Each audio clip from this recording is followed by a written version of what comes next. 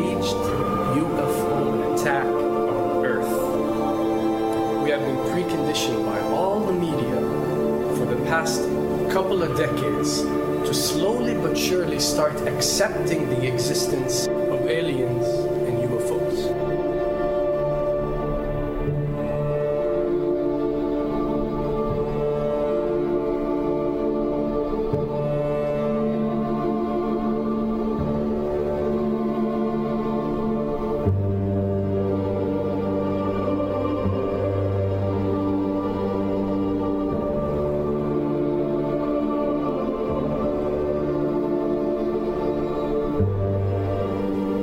I can tell you right now that 99% of every UFO sighting that has ever taken place has actually not been an unidentified flying object, because this has always been military technologies.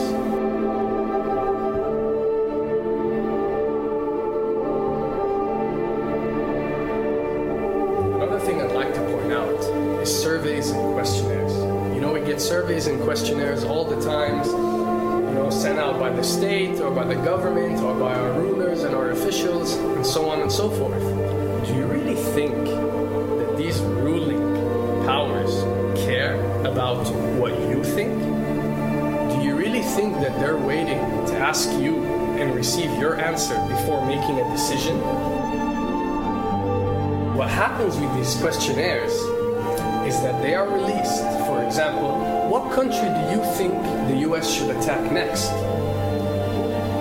And if it yields back results like 70% of the US population believe Iran is the next country that should be attacked, this is actually a study conducted for the effectiveness of the media propaganda that they are using. So when they get such results, they look at it and they be like, all right, amazing.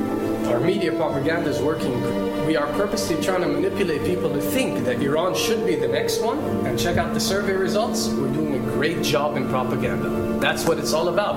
And if the results come back and they aren't up to par, so let's say 20% want war with Iran and 80% want actual peace, they say, okay, so now we have to go and rework our media propaganda and make it more effective so these percentages change.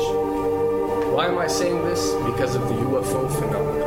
Since the 60s, the amount of people who believe in extraterrestrials have skyrocketed, and they're only increasing day by day in our modern world. This only confirms the success and the plans that are taking place to first manipulate you to believe in UFOs, and second, to conduct a UFO attack that is going to force the whole world to unite to fight off this enemy and accept the New World Order.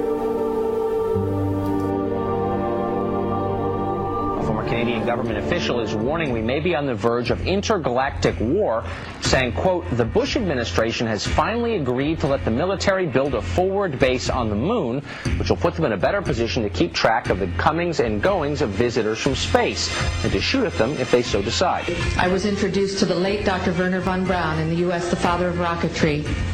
In my first meeting with him, during that first 3.5 hours, he said to me, Carol, you will stop the weaponization of space, because there is a lie being told to everyone that the weaponization of space is now first being based upon the evil empire, the Russians. There are many enemies, he said, against whom we're going to build this space-based weapon system, the first of whom was the Russians, which was existing at that time. Then there would be terrorists. Then there would be third world countries. Now we call them rogue nations or nations of concern. Then there would be asteroids. And then he would repeat to me over and over, and the last card, the last card, the last card would be the extraterrestrial threat. As a military strategist, as a person who worked on the MX missile, which I did later, he said, you will find that there is going to be a spin to find some enemy against whom we have to build space-based weapons, and now we should expect the spin. And that's the formula, except that it's all based on a lie. A supersonic saucer. Called the Silver Bug, it was truly revolutionary. The plans show in detail a multi-jet engine craft that boasted amazing maneuverability and speed. It's an intriguing thought that this concept may tie in with the work of the German scientists who brought saucer technology to the US at the close of the Second World War. What was needed were certain cover stories. What do you do when people are spotting aircraft and then telling reporters that they've seen something very unusual flying out of an airbase in Nevada? And frankly, this was the origin of a lot of the sightings that took place in the mid-50s, 1954, 55, 56, of unidentified flying objects, the UFOs. So the CIA was involved in encouraging people to believe that, yes, they saw UFOs, and the CIA and the military tried to be very helpful to reporters to get these stories out, to divert the attention of the country, and particularly the people in this region, about what they had actually seen. Mexican Air Force pilots capturing on videotape what are said to be 11, count them, 11 UFOs. The Mexican Air Force has released a video that some of you are going to find difficult to believe. A journalist says it shows images of UFOs tracking a Mexican military plane. So what's the truth about UFOs? The story of successive attempts to develop radically new forms of flight, conducted under the strictest secrecy, is inextricably bound up with our relationship with UFOs over the last 60 years. Whether it's Allied pilots buzzed by strange balls of fire in 1942 or the Roswell incident 5 years later, there is a strong case to be made that secret military technology offers a convincing explanation for many UFO stories. Anytime the government has secrets that they can keep from us, they can manipulate us by those secrets. In essence, they still remain 25 years at least ahead of us in technology, information, and knowledge, and secrets, and they are using them against us.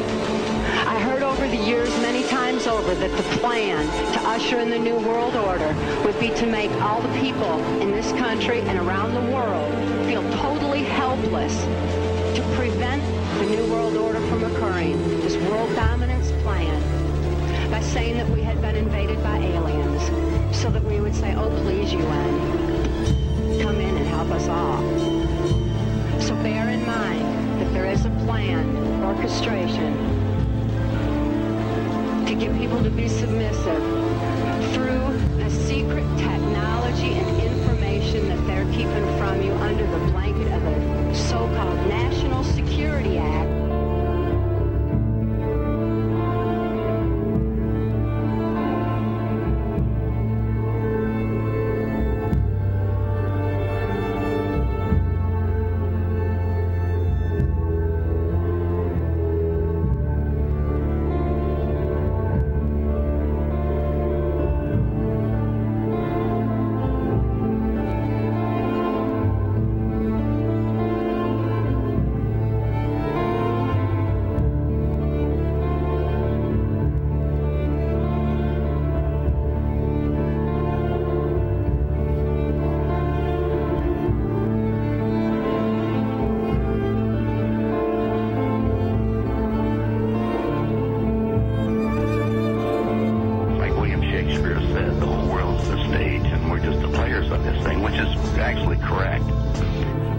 Perhaps we need some outside universal threat to make us recognize this common bound. I occasionally think how quickly our differences worldwide would vanish if we were facing an alien threat from outside this world.